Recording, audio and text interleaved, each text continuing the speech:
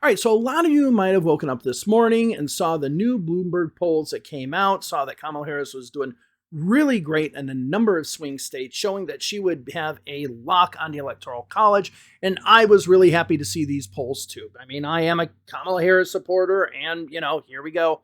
And I wanted to be really, really enthused to see these numbers be right. But after going through the polls and going through the crosstabs, I'll just have to tell you, these numbers are absolute garbage. And unfortunately, we really can't take these polls for, the face value that we see them at when it comes to the horse race level of Harris versus Trump. Now, go ahead and give you a little bit of a spoiler here. Spoiler alert here. This is the reason why these polls are not accurate. So we're going to go ahead and look at these polls individually, look at the horse race and the crosstabs below them, and just talk about why these polls just do not jibe with the reality of what the electorate is. And at the end of the day, even though these polls don't look good when we look at the underlying data, it doesn't mean that Kamala Harris is not up in these states. It just means that these polls are bad. So don't think that if I'm saying this poll's bad, it all of a sudden means that I think that Trump's winning these states. No, not at all. So let's go ahead, delve into the Morning Consult polls done for Bloomberg, and just talk about how bad these things really are. So the first state we're going to start off with is Arizona. And if we look at the Arizona poll, we see that it was done the 19th through the 25th with 977 registered voters, though the numbers we're going to show in this first slide are of likely voters, but all the rest are registered voters from this point on. It is an online panel, which, again, I've really criticized, and a lot of people who are involved with polling criticize online panels because those are usually going to skew a little bit more Democratic toward people who are on the computer a lot, usually more educated, liberal, white voters. And if you look into the data in some of these, you'll actually see that pan out. But let's keep on going. We have a margin of error of 3%. So you can see here Kamala Harris in the state of Arizona is up 50% to 47%, with obviously that being within the margin of error. Now, if we go and break this down into gender, we see Donald Trump with 56% of male voters and Kamala Harris only with 42% of them. This seems about right. And when we look at female voters, we see the reverse of this, which is basically on par with any of the polls that we've seen at the national level. So this poll, when it comes to these demographics, actually look pretty good. So if we go ahead and look at white voters, we see that Kamala Harris is down 43 to 54. Now, this seems about where we should expect the numbers to be, so that's not a surprise. When it comes to Hispanic voters, she does have a commanding lead, 59% to 36%. Again, this jibes with the exit polls that we've seen in the past, where we see the Democratic candidates right around 60 to 61%. Now, one number that I brought from this poll that I thought was quite interesting are those who are double haters, those who have a disapproval rating of Trump and Biden. And the only reason I'm showing it in the Arizona polls because I have big problems with the other polls. But with this one, we see Kamala Harris is actually winning those double haters over quite easily, 61 to 27%. All right, so if we look at ideology, the liberal number and the conservative number are pretty much where we expect them. And the moderate number, 57 to 36 for Kamala Harris. This is in line with what we're seeing nationally, that Kamala Harris is doing much, much better with moderate voters, especially in swing states, especially in national polls as well. So one of the three groups of people that I think Kamala Harris really needs to win in this election, Hispanic voters, moderate voters, young voters, showing right here that she's doing quite well in Arizona, as well with the Hispanic voters as well. Now, if we go ahead and look at the age distribution, this looks about right. The 18 to 34 number looks good. 35 to 44 number looks a little bit higher, but we are starting to see that trend nationally up toward Kamala Harris. And then 45 to 64, more for Donald Trump, which is pretty much what we see nationally. And then the 65 and older, a little bit more towards Donald Trump, but very, very close. I have a feeling that gap's maybe a little bit bigger than we think. So when we look at Arizona, this poll, I think, is actually a good poll because none of the data looks really out of whack or anything. But when we go to the other state polls, we're going to see how the data just does not look right.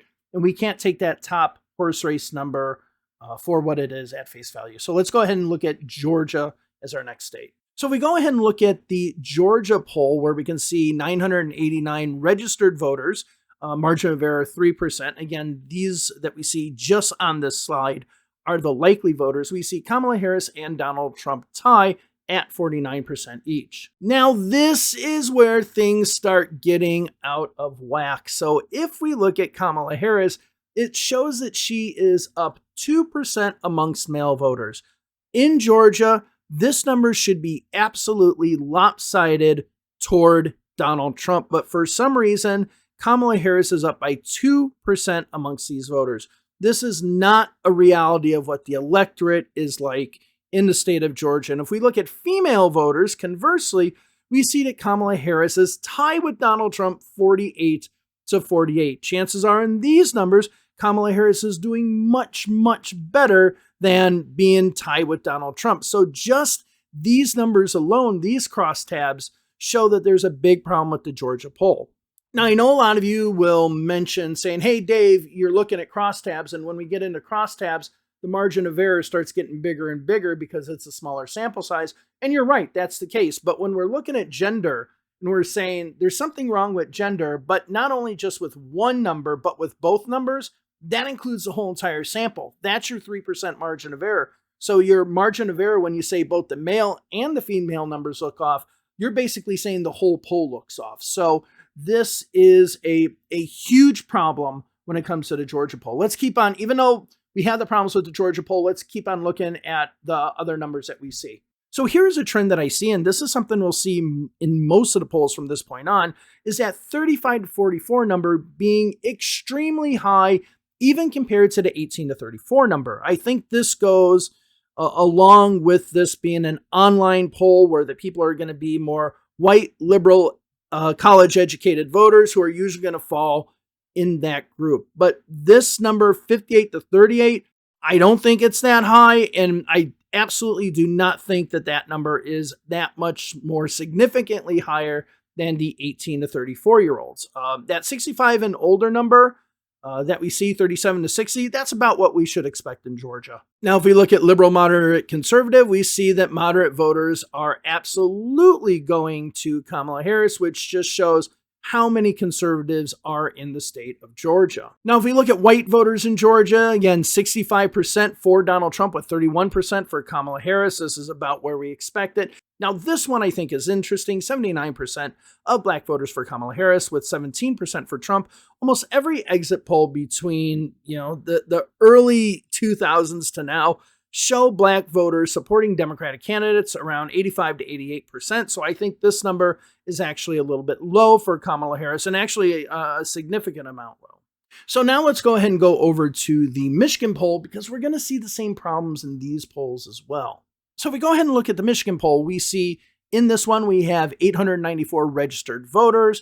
This slide is of likely voters. It's online, as we've already mentioned, and a 3% plus or minus margin of error. So we see Kamala Harris up by 3 with 50% of the vote to Donald Trump's 47%. Now, as I mentioned in the last one, this is where all the problems come in. In this poll, it shows Kamala Harris up by 1% amongst male voters. Now, in Michigan, this number should not be as big of a gap as we see in Georgia, but by no means should Kamala Harris be winning male voters in Michigan. And when we look at female voters, she should be up by more than 4 in Michigan as well. So again, these gender crosstabs that we have are totally out of whack from what the reality of what other polls are saying, what exit polls in the past have said, and what the reality is probably going to be on election day.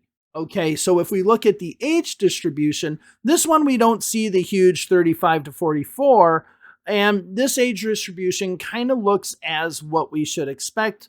I'm not sure typically what the 65 and older number for Michigan is, so I'm not going to comment on that, but this seems about right. Now, when it comes to race, Donald Trump is up 52-44 amongst white voters, where with black voters, Kamala Harris is up 78-16%. And then if we break down ideology, we see the moderate vote is much, much closer in Michigan, 53-42, with both Kamala Harris taking a number of conservatives and Donald Trump taking a number of liberals as well. All right, so let's go ahead and go over to Nevada, where we can see Kamala Harris amongst likely voters has a significant lead, 52 to 45. This one, we have a little smaller of a sample size. That's a smaller state, 574 registered voters with a margin of error plus or minus 4%. Now, if we look, and this is where we come up with the problem again, right? She is winning, according to this poll, male voters 52 to 44. Now, while it will be closer in Nevada, it won't be this blowout that everybody is saying. So this number is absolutely wrong. And then if we look at female voters, it shows that Kamala Harris is only winning by 1% amongst female voters, but yet winning by this huge percentage margin amongst male voters. That just does not jibe. That's just not the reality of what's going to happen. Now, if we look at white voters, we see Donald Trump up 50 to 44 against Kamala Harris. That seems about right. The gap should maybe be a tiny bit more, but probably not much. When it comes to Hispanic voters, we see Kamala Harris doing quite well, up by 34%. That's exactly what she needs in the state. And if we look at moderate voters, you can see here in Nevada, they are much, much closer. And if we look at age, the age distribution was a little bit different. They put together a few, the 45 to 64, that was broken up into two in the previous polls. Now these, it's into one. Again, you see the 45 to 64 voters polling higher for Kamala Harris than the 18 to 34, which just doesn't seem to be aligned with what to expect. So again, we see this problem with gender. We see Kamala Harris just absolutely dominating with male voters, but all of a sudden female voters are essentially tied. That's not going to be the reality. And it's weird that she's actually winning in that poll with those numbers, because if those numbers were flipped, chances are Kamala Harris is actually winning by more, because there'll be more female voters, as part of the composition of the electorate. So actually, it shows that Kamala Harris might be winning that state much by a little bit, maybe 1 or 2% more. All right, let's go ahead and go to the North Carolina poll. Now, we look at the North Carolina poll. It shows Kamala Harris up 52.48%. Again, we have 889 registered voters. The online method was used, and the margin of error is plus or minus 3%. When we look at male voters, here we go again. Kamala Harris is tied amongst male voters. That is not going to be the case, especially in southern states. You usually see male voters in southern states go stronger toward the Republican and female voters go stronger toward the Democrat. And then the further out west you go, you kind of see these numbers even up. These are the kind of numbers you'd expect to see in Wisconsin, for example, okay, amongst male voters. Now, if we look at female voters, it shows that she's up by 5%. And this could be okay because of the margin of error, but it does seem a little bit less. But still, this number at least is on par with being in the correct direction. Okay, but the male number is totally off. Now, if we look at white voters, we can see Donald Trump is up 58 to 39%. With black voters, this is more along the lines of what we should expect from the real electorate. Kamala Harris up 89% to 7%. Now, when we look at the age distribution, this is why I mentioned again, we see that 35 to 44-year-old age range being higher than the 18 to 34. Again, other polls are not really showing this, so this is pretty much an outlier when it comes to these age groups. And when we look at the ideology, we do see that the moderates in this poll are trending Democratic, 54 to 41. All right, so let's go ahead and move on to the Pennsylvania poll. Here we have 993 registered voters, online method, and a margin of error 3%, with this slide being the only one of likely voters. And as you can see, Kamala Harris has a 5% lead, 51 to 46%. Now, again, when we go to male voters, it shows Kamala Harris winning 49 to 47. This state might be closer than, let's say, Georgia or North Carolina, but you're not going to have her up by 2. Okay, and with a margin of error of 3%, and let's look at the female vote, we can see that she's up by 6. This seems about right, but the male voter being that close is going to make the overall number significantly more in favor of Kamala Harris. So it's probably not as big of a gap as we think when we look at the female number, and that number seems about right. Now, if we look at white voters, and I have no other data because they didn't have enough data to ask, for black voters or Hispanic voters or whatever, we see Donald Trump up 51 to 44%.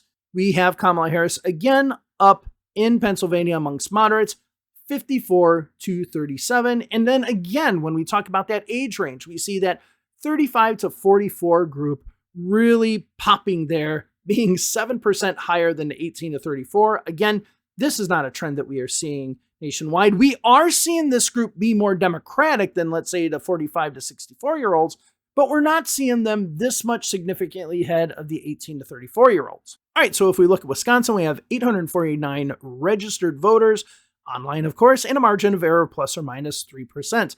Of the likely voters, you can see Kamala Harris is up by 3 with a majority of the vote, 51 to 48, but obviously that is within the margin of error. Now, when it comes to male voters, this is where Wisconsin looks a little bit more normal, 54 to 45. Donald Trump is leading. So this number actually looks pretty good. And then when we look at Kamala Harris, 54 to 43. Now, usually in the state of Wisconsin, these numbers amongst male and female voters are actually pretty tight many times. So these numbers actually seem to offset themselves and complement each other well. So I think that these are pretty spot on. If we look at white voters, we see Donald Trump up 50 to 48. Again, that's not a problem in Wisconsin. White voters are usually much more Democratic in the state. And amongst moderate voters, Kamala Harris is up 58 to 37, with Kamala Harris taking 13% of conservative voters. Now, finally, if we look at the age distribution here, we see kind of an inverse age distribution, which brings us a whole different problem. Even though the gender looks right, the age distribution looks a little bit off. So we see the worst groups that she's performing with are 18 to 44-year-olds, the one that she's traditionally doing the best with. 18 to 34 at 48, and then the other ones that have been so high in the other polls, 35 to 44, are at 45%. But then you can see as we go up, we have 52% amongst essentially the Gen X group, and then senior voters 65 and older, we see the Democrat up 51 to 48. All right, so with all said and done, I mean, I like the top line numbers. It made me feel good inside, but looking at the underlying data, this just doesn't add up, especially when we look at male and female voters, how off many of those polls are, and just how, since they encompass the whole entire sample, it means that we're not looking at some subsample with a small sample size with a margin of error that's huge. We're talking about the entire sample. The Arizona poll seems good. I think the Arizona poll looks like one that is pretty decent. And I look at that and I'm like, okay, those are, in line with what we should think. The Wisconsin poll, somewhat as well, even though you have that age skewing in a different direction. With the margin of error, those age skewings might not be as bad, especially since now we are breaking it up into 4 groups, which will have larger margin of errors. But when we look at all the other polls, when it comes to gender and how off they are, it's a real problem. Now, maybe because both male and female voters were off, that they kind of balance each other out in some really shitty way and end up being an accurate poll, possibly. But overall, just those numbers alone show that it's a poor sample and show that there was poor screening when doing this survey. So wanted to go ahead and talk about the Morning Council poll. I know a lot of Democrats are out there are happy about it. I was happy about it until I started seeing those gender crosstabs going, wow, these are way out of whack. But don't fret, okay? Just because, as I mentioned earlier, just because I'm saying that these polls are bad doesn't mean that Kamala Harris is not winning in a state, right? We won't know until Election Day, okay? People need to quit looking at polls and thinking it's a predictive model for November. No, it is a snapshot of where the electorate is now, and the best way to really look at polls, delve into these crosstabs, delve into what people are asking, and seeing where the people are when it comes to certain segments of the population, or maybe something regarding messaging or how people feel. All right, that's all for today. There will be possibly another video today about the congressional races because we just got a new poll from CNN dropped. in the Nebraska 2nd congressional race. And it looks like the Democrats might be in position to take back the House. So let's go ahead. We'll talk about that in the next video. Thank you very much for joining me in this video. Have a wonderful day wherever it is you are, and I'll see you later. Bye-bye.